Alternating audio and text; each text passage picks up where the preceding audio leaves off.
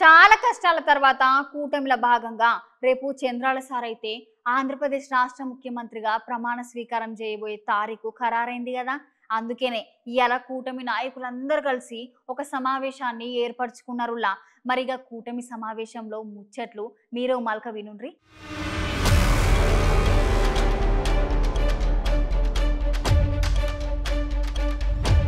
చాలా ఏండ్ల కళ నెరవేరిందనే చెప్పుకోవాలి చంద్రాల సార్కు. ఎందుకంటే ప్రజల కోసం, ప్రజల శ్రేయస్ కోసం చంద్రబాబు నాయుడు సార్ అయితే జనాలలో తిరుగుకుంటూ చాలా రకాలైన అభివృద్ధి పనులు చేసుకుంటా జనాలకు తగిన నాయకుడు అని అనిపించుకున్నాడు. ఇప్పుడైతే చంద్రాల సారు ఆంధ్రప్రదేశ్ రాష్ట్రంలో ఎన్నికల తర్వాత కూటమిని కలుపుకొని అటు టీడీపీ, ఇటు జనసేన, బీజేపీ వాళ్ళందరితోటి కలిసి ప్రభుత్వాన్ని అయితే ఏర్పాటు చేసిండు కదా. రేపే సార్ ముఖ్యమంత్రిగా ప్రమాణ స్వీకారం చేయబోయే రోజు. అందుకనే ఇవాళ చంద్రాల సార్ కూటమిలోని నాయకులందరితోటి ఒక సమావేశాన్ని ఏర్పాటు చేసిండు. ఈ సమావేశంలో ఒక చిత్రమైన విషయం జరిగిందుల్లా. ఈ చిత్రమైన ముచ్చట ఏంటంటే ఇప్పుడు చంద్రాల సార్ సీఎం కాబట్టి ఆ సార్ కు సపరేట్ కుర్చీ వేసిండ్రు. కానీ చంద్రాల సార్ మాత్రం ఈ రోజు నేను ఈ రాష్ట్రానికి ముఖ్యమంత్రి కావడానికి ఈ కూటమిలోని నాయకులందరూ కారణం. అందుకనే నేను వీళ్ళతో సమానంగా కూర్చుంటాని అక్కడ ఉన్న స్పెషల్ కుర్చీని దీపించి కూటమి నాయకులతో కలిసి కూర్చున్నాడు. నారా లోకేష్ సార్ హంగామా అయితే మామూలుగా లేదు నుల్లా. ఎందుకంటే తండ్రి సీఎం కాబోతున్నాడు కదా. ఆ ఆనందానికి అద్దులు లేవు. ఈ సమావేశంలో నారా లోకేష్ సార్ తండ్రికి తగ్గ తనయుడు అనిపించుకున్నాడుల్లా. సమావేశానికి వచ్చిన ప్రతి ఒక్క నాయకుడిని, కార్యకర్తను పలకరించుకుంటూ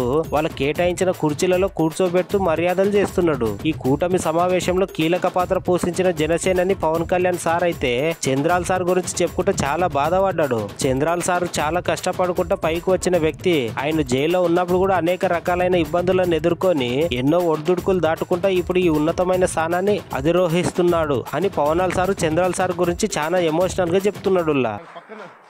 ఇది నేను ఆయన పక్కన పెట్టుకుని చెప్పాలి. ఆయన నలిగిపోయారు. జైల్లో చూశాను ఆయన.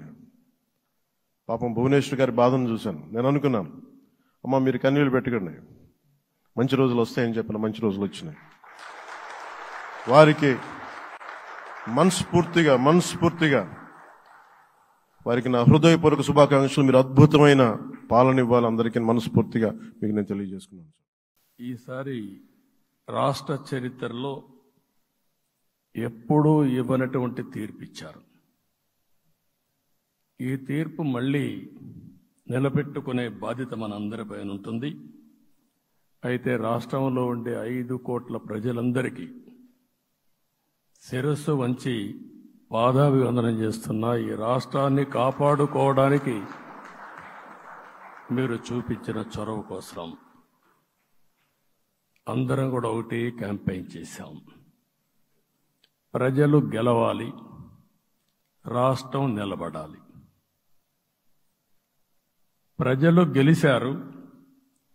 రాష్ట్రాన్ని నిలబెట్టే బాధ్యత ఇక్కడుండే శాసనసభ్యులపైన మనందరిపైన ఉంది. ఈ విషయం మనం గుర్తుపెట్టుకోవాల్సిన అవసరం ఉంది. ఒక అరాచక పాలన, ఒక విధ్వంసకర పాలన. మామూలుగా ఇది చూస్తే ఈ కూటమి ఏర్పాటు చేసినప్పుడు కూడా నేను ఎప్పుడూ మర్చిపోలేను. ఇప్పుడే పురంధేశ్వరి గారు చెప్పారు, పవన్ కళ్యాణ్ గారు చెప్పారు. 3 పార్టీలు కూడా ఒక అత్యున్నతమైన ఆశయాల కోసం పార్టీలు పెట్టినప్పటికీ ఈరోజు కలయిక కూడా మీరు చూస్తే, ఈ కలయికని చాలా ఎన్నికలు చూశాను కానీ నా చరిత్రలో ఎన్నికలైన తర్వాత కంప్లైంట్స్ ఉండేటివి. ఈసారి ఎన్నికల్లో మాత్రం 100కి 100% 3 పార్టీల నాయకులు, కార్యకర్తలు సమిష్టిగా పనిచేశారు. దానికి కారణం మనం ఒకసారి అన్వేషిస్తే ప్రజలు మనోభావాలకు అనుగుణంగా మన కార్యకర్తలు కూడా ప్రవర్తించే పరిస్థితికి వచ్చారు.